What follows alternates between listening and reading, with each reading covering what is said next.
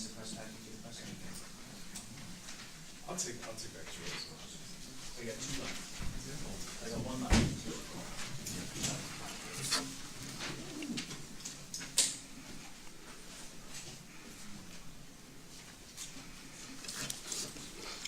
Two, three, four, five, six.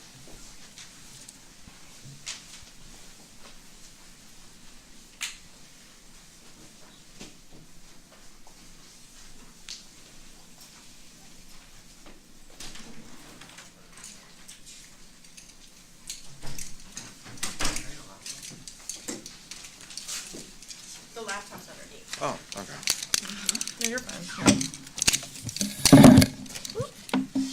I know y'all are about to start, but No, you're fine. We'll still get started on time. And for everyone who Yeah. wasn't here, our slides won't be working today, our TVs. So we'll make sure that everything that's in the slides and the pictures and everything is in that QR code. We'll update that as soon as we're done, so you'll have everything media-wise that you normally do. And I apologize, IT issue.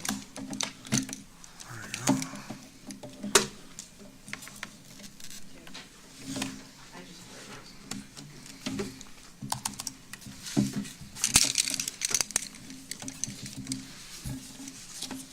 can you put in your password? Here also? At the buzzer. Yeah, You're fine. We have 3 minutes.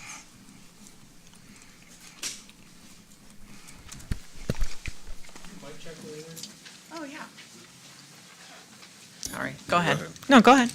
Mic check, 1, 2, 3. Mic check, 1, 2, 3. 3, 2, 1. More mic check for you and me. Good, okay. Yes, anytime. I can do a dance too. You want to dance? All right. Don't tempt me. Don't tempt me. I'll do it.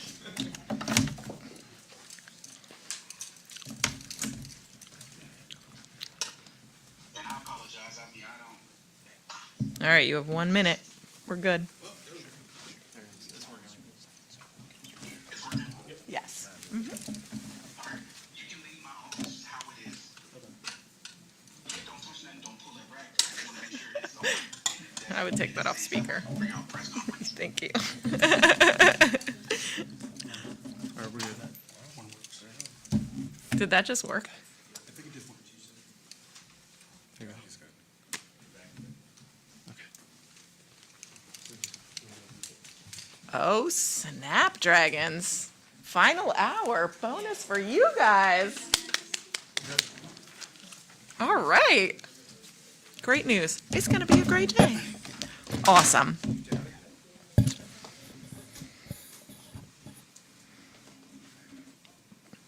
All right. Let me go get the guys and we're good to go. Everyone good to start on time? Yes. Okay, we'll be out in 1 minute. That's awesome.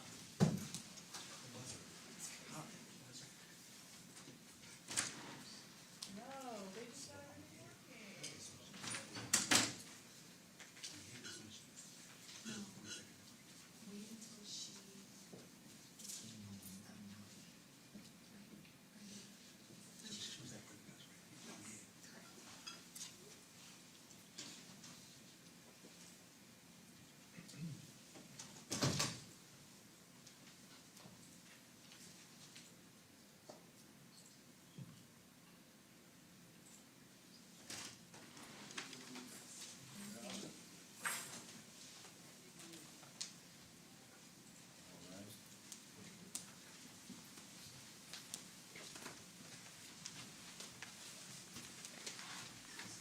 All right, everyone ready? Great. Thank you all so much for coming out today. Today we're going to talk about an incredible operation done by our world-class Child Exploitation Unit detectives.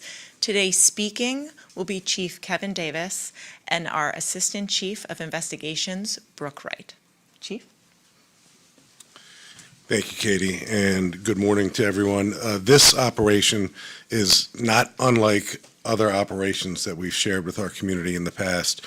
We call this one Operation Caught in the Web, and I'm looking forward to one day launching one of these investigations and having our detectives inform me and the rest of us that there were no takers. There's no one online committing crimes. There's no one online knowingly and intentionally soliciting sex from young boys and young girls. And I'm looking forward to the day where one of these operations is launched and no criminal takes the bait. Unfortunately, we're here today to announce 16 criminal arrests, and Assistant Chief Brooke Wright will go into detail. We remain committed to these types of operations because we, like the rest of our community, have loved ones and children, and we know that there are certain times of the year where young people are more vulnerable than other times of the year. And one of those times of the year is when school lets out, and our children are home more often. They're always on their devices. I'm not sure that ever changes. But criminals are sophisticated. They intentionally, knowingly, and some will even watch this press conference or read about it or see your news coverage of it. And guess what? They're still going to do it. I'm not sure that the crimes that these perpetrators commit can ever result in rehabilitation. Incarceration is the prescription for these criminals who repeatedly commit these crimes and harm young people. And the harm they do is not just to a young person when that young person is young, but it stays with that victim and the victim's family the rest of their lives. So that's why we remain committed to launching these operations and sharing it with our community. So, Chief Wright. Thank you, Chief. Like the Chief said, we're committed and we're being very proactive while the kids are out of school to make sure that we're doing everything we can to protect children in this community. Our child exploitation detectives from the Major Crimes Bureau conducted this operation. They focused their investigations to stop offenders who pursue minors online. Thus far, 16 men have been arrested and face a total of over 80 felony charges. These men range in age from 20 to 65. All are adults.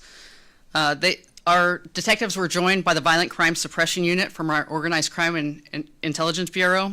They assisted in apprehending 9 of these offenders who traveled to a specific location in Fairfax County to meet with who they thought was a child that they could engage in sex acts with.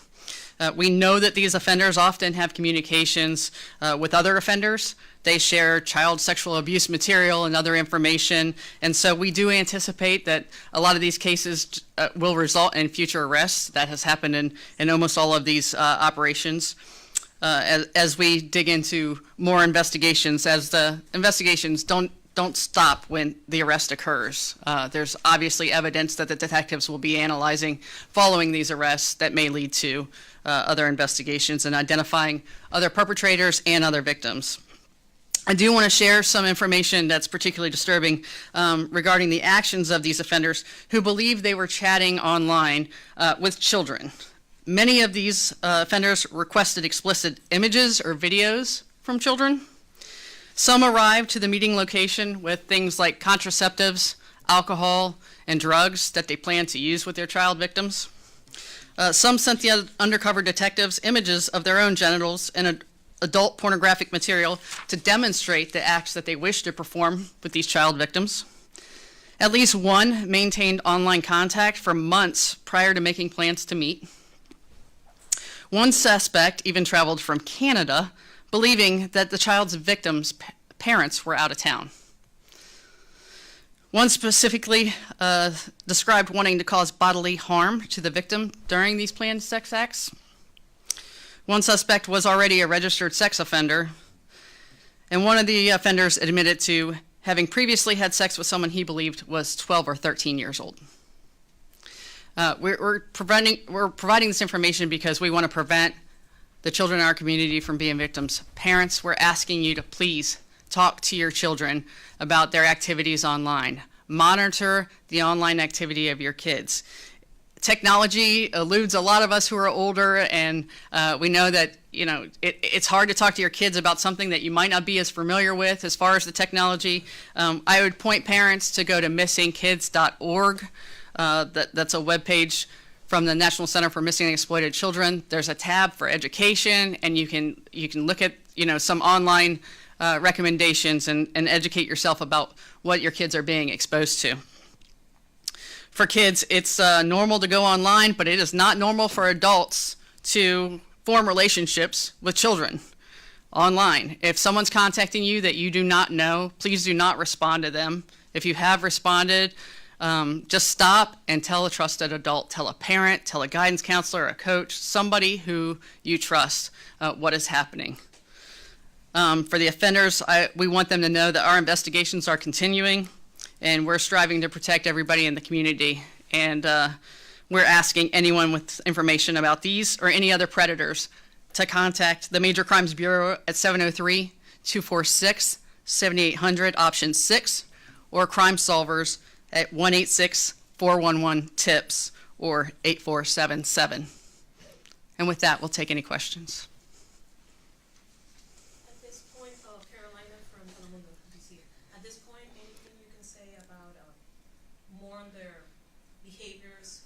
Anything else you can describe besides what you mentioned? Because I'm curious to see if they were targeting Hispanic kids, Black kids, Asian kids. I mean, I know it's a very specific question, but anything from your investigation that pointed towards that type of focus from them?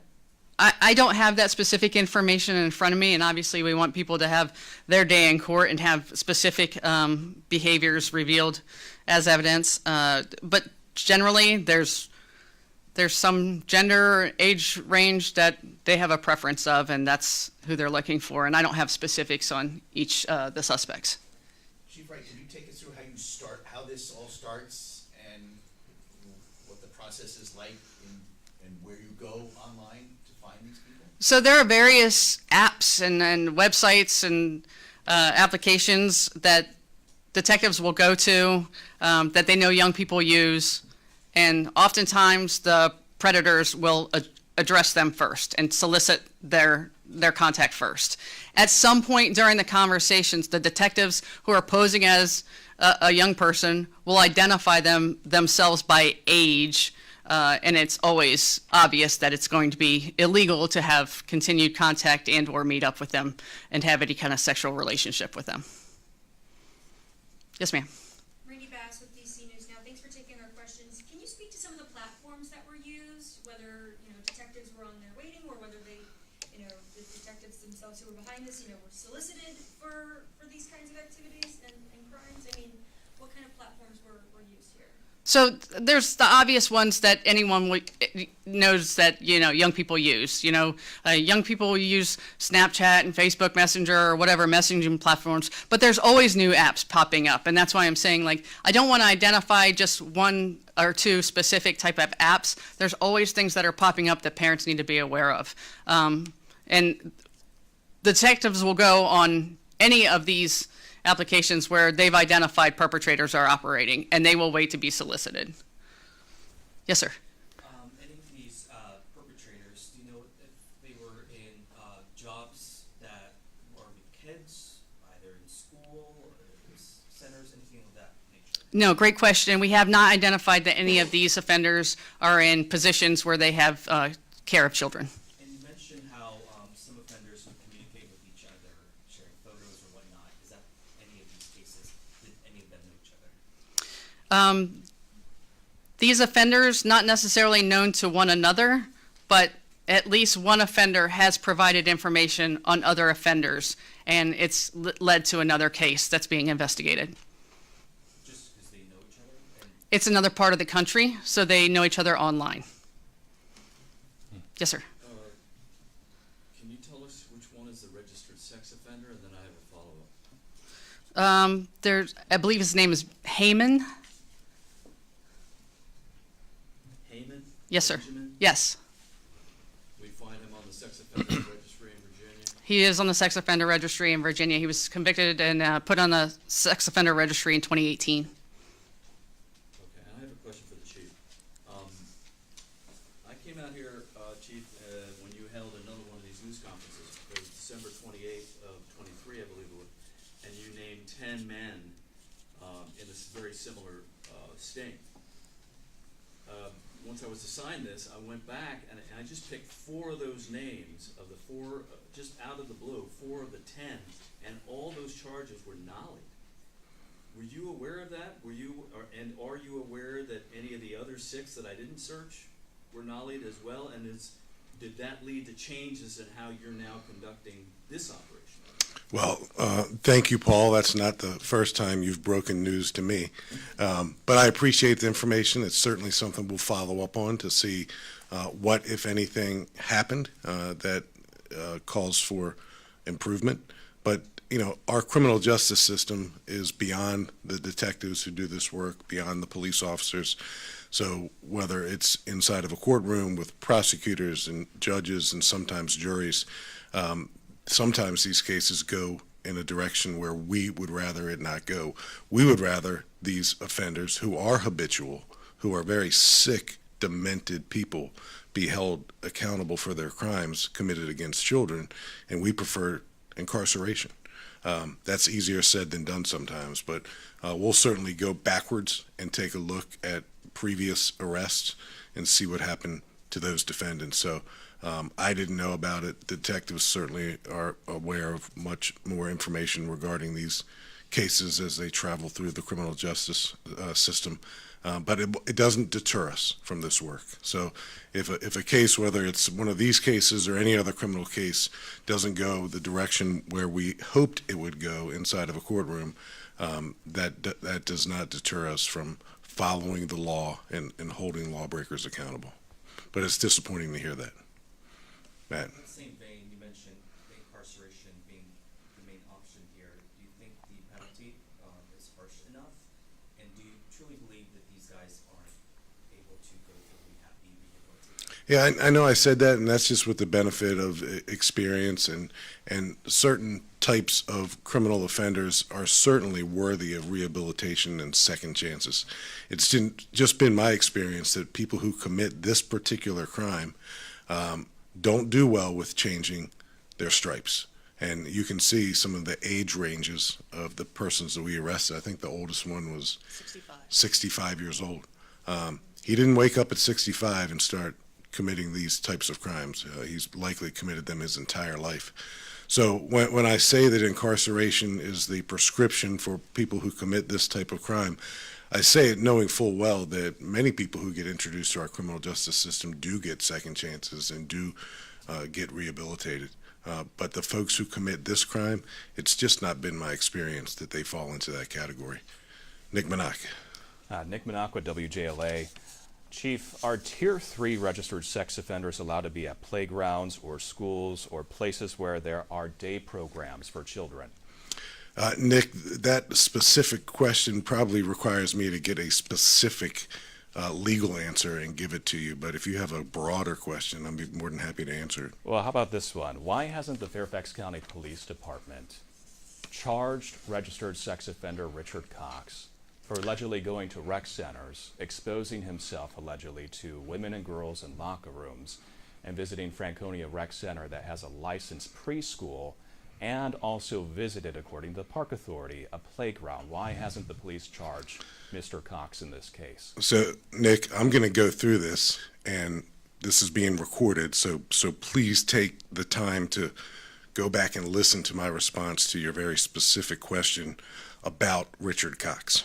Richard Cox, on June the 10th, 2024, was arrested by Fairfax County police officers. That case, when it made its way into a courtroom, was dismissed because the victim in that case did not show up. That's the first encounter. The next encounter we had with Richard Cox was on November 3rd, 2024, and he was in a shower in a locker room, taking a shower, and the policy of Parks and Rec allowed him and other persons to, and I'm reading this verbatim, to use the locker room of the gender that they identify with. So a crime was not committed. So he was not arrested by Fairfax County police officers. The next time we had contact with Richard Cox was on November 15th, 2024. He was also in a women's locker room. He was allowed to be in there, didn't commit a crime where we had probable cause to arrest him, so we did not arrest him. The next encounter we had with him, same month, November 16th of 2024, he was banned for the first time from Fairfax County Parks and Rec facilities. So if Richard Cox returns, and I don't know where he is right now, I don't know if he's still being held in Arlington, I'm sure you're going to share that with me. If Richard Cox returns to any Fairfax County Park and Rec facility, we will arrest him for trespassing. I will arrest him myself, okay? He has not returned, to my knowledge, to our knowledge. If he does return, he will be arrested for trespassing. So I understand you're saying, oh, sorry, I didn't want to cut you off. Are you No, finished? well, Sorry. the policy that Parks and Recs has allows Richard Cox and others like him to use the restroom, locker room of the gender that he identifies or she identifies with. So that policy was in effect. I believe it's still in effect. I don't believe it's changed. What has changed is that Richard Cox has been trespassed. He's been notified that if he returns to those facilities, that he'll be arrested. But any notion that the Fairfax County Police Department has never arrested Richard Cox, we have. And that got into a courtroom, and that case was dismissed because the victim of that crime did not show up. She did ask for a continuance, and the prosecutor did not decide to help advocate for that victim. Going to Arlington, he has committed similar acts, according to court records in Arlington County, going into schools, going into rec centers in Arlington, into women's locker rooms, allegedly exposing himself to women and children. Arlington schools and the county board have the same policies that Fairfax County does. However, the police in Arlington and the prosecutor in Arlington, they're charging and prosecuting Richard Cox for very similar acts. So when you say there's no probable cause because of this policy, how is Arlington County allowed to charge and prosecute Richard Cox, but Fairfax County, as you say, is handcuffed in this situation? Well, Nick, let me bring you back to June the 10th of 2024. We arrested him and charged him. So the way you pose the question seems to suggest that we've never arrested Richard Cox. Oh, I'm talking about the rec center incidents that happened in November and also in August. So to meet the elements of exposure, a person has to commit and do certain things for probable cause to exist that an exposure, which is a crime, took place. The moment we have probable cause to arrest anyone, and I would put the frequency and volume of arrest press conferences, just like this one, up against any police department that you cover. We arrest bad guys. That's what we do. We don't shy away from arresting people who commit crimes. We establish probable cause, and when we have probable cause, we make arrests. And we do it in far greater volume than anyone I'm aware of. So when we don't have probable cause, we don't arrest. So there is video of him going into the women's locker rooms at all three rec centers, Franconia, Audrey Moore, and Oakmont. There's also video of him going into a playground at Franconia Rec Center. According to the Park Authority, there is a licensed preschool there. He's a sex offender, a Tier 3 sex offender. There's also witnesses, according to FCPD's own body cam video, that say he exposed himself to children in those women's locker rooms. That's not enough probable cause? If he commits a crime of exposing himself, we will arrest him. What I'm trying to say somewhat gently is that his presence inside those locker rooms is not in and of itself a crime. That's not Kevin Davis's policy. That's not the policy of the Fairfax County Police Department. But his sheer presence inside of a locker room is not synonymous with exposure. He has to do certain things for an exposure to take place. When he does certain things for an exposure to take place, that would give us probable cause. And you know that when we have probable cause, we make arrests, as we did with Richard Cox back in June of 2024. We arrested Richard Cox. And if he commits a crime in Fairfax County, we'll arrest him again and again and again. And I know you know that because this police department, better than any police department I've ever been associated with, holds lawbreakers accountable. And Nick, to suggest that we don't is irresponsible. Well, you haven't arrested him for the rec center incidents. He didn't do anything differently, according to the witness in that Planet Fitness situation, than he did in these rec center bathrooms and locker rooms. So I'm trying to understand the difference between that June incident where you arrested him and these rec center incidents that occurred. Yeah, last the year. difference is a matter of probable cause. When we have probable cause that someone commits a crime, we're going to charge that We person have video with and the crime. witnesses. That's not enough. Yeah. That's what Arlington has for their case. Nick, I'm not going to compare and contrast our police department with whatever may or may not have happened in Arlington. I'm just going to tell our community this, and I know this case and this person is near and dear to you, and you're reporting on it, No, and you it's near should and be dear to reporting the on it. trauma of victims, and we're asking you The questions. trauma of victims Yeah. is real. The trauma is real. So's the drama. So to keep perpetuating a dramatic scenario that seems to suggest that our police department intentionally chooses not to arrest someone who commits a crime is irresponsible journalism. I disagree with that. I- completely. Let me ask I you understand. This. So- If the Fairfax County Board of Supervisors repealed its policy allowing men and women's locker rooms, would you go and arrest Richard Cox for what he did? So Nick, I don't answer hypothetical questions by a But it seems journalist like you're who is using that fixed. as a shield in this situation. Their policy. That's why you're not arresting him. Is that right? No, it's not right, Nick. I was arresting bad guys when you were in diapers. Okay, I've been doing this job for a long time. The men and women in this room arrest bad guys. They don't have to ask my permission. They don't have to ask permission from the Board of Supervisors. We have probable cause and we make arrests. So to suggest that elected officials or elected prosecutors somehow guide the activities of detectives and police officers in Fairfax County is absurd. But Well, it's dramatic, well, and it according to- keeps you personally and singularly focused. Of all the journalists in this room and of all the journalists in the Washington, D.C. area, this is your baby. And I understand that you are dedicated to not letting this go. And when we have an occasion to arrest Richard Cox, I'll arrest him myself if I have to, and you'll be the first to know. Well, So we're going to according go on FOIA to requests, your Paul own Wagner police and then officer Bob. Go said ahead, this Paul. was serious. So who made the decision not Go ahead. to arrest Richard Cox?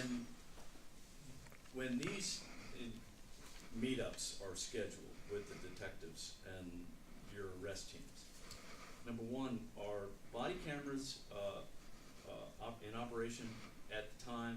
And secondly, who picks the place to meet up?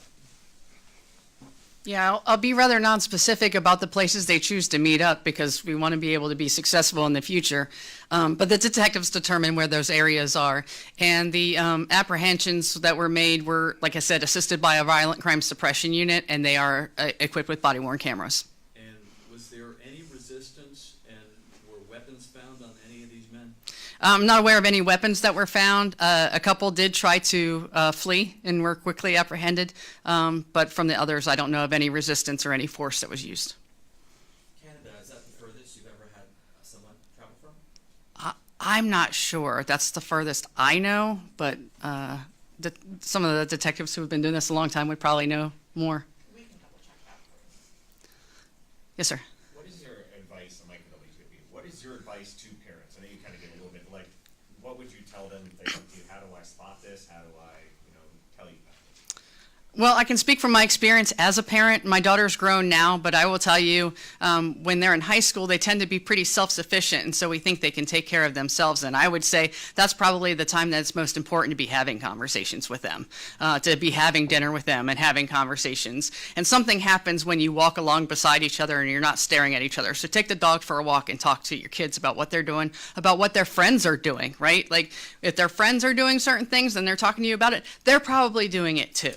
Right, so you kind of know where their head's at and what they're being exposed to. Again, I would point parents to look at that missingkids.org webpage and get further advice about things that they should be alerted to, aware of, actions they should take to protect their children. But this is very much something that can't just be on the police department. It can't just be on the parents. Like, these people are out there preying on children, and we have to work together to make sure our children are not victims of theirs. I know we have like names, ages, where they're from, and you mentioned earlier that you don't believe any of these are teachers. Do we have a sense of who these people are? Like specifically preacher, lawyer, doctor, The- gardener? I believe in your package, their professions are laid out, and we can get you. Information on each one as a separate aside in your packets. Yeah, that will be in the QR? Yeah, we'll make sure you're provided that information. Thank you. Yes. In terms of the individual who traveled from Canada, somebody came, you know, from Maryland to Fairfax County, do federal authorities get involved at that point when you're crossing borders, when you're crossing state lines, to engage in these kinds of crimes? I'm not aware of any federal authorities that are getting involved in any of these cases. You know, they're coming to Fairfax County to victimize children here, so we can make those charges. Is there a timeline as to when the operation began and when you ended it? Yeah, the operation started in May and went through May and June. Although, like I said, there was at least one offender who was paying an undercover detective online for several months before they decided to agree to meet. Oh, can you tell us more about that one? I don't have in front of me which one that specifically was, but I will get that for you. Mhm.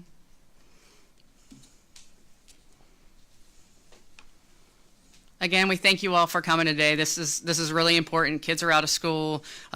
They need your attention more than ever, so we appreciate it. Thank you. Thanks.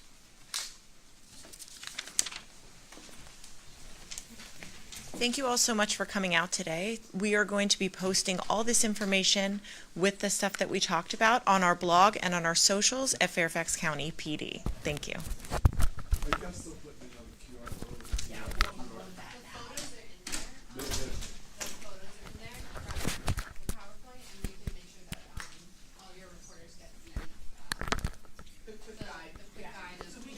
Names, agents, charges, and then a little bit about them. So like this guy traveled from here, and this guy is a realtor and X, Y, Z.